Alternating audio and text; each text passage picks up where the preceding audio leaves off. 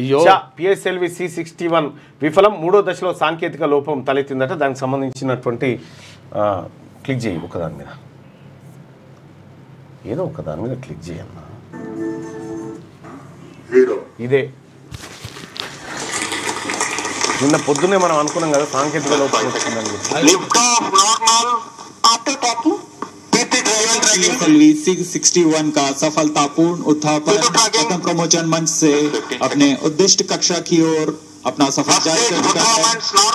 చాలా రోజుల తర్వాత There's a magnificent lift-off. The morning sky made brighter by the PSLV. EOS 09 on its journey to orbit.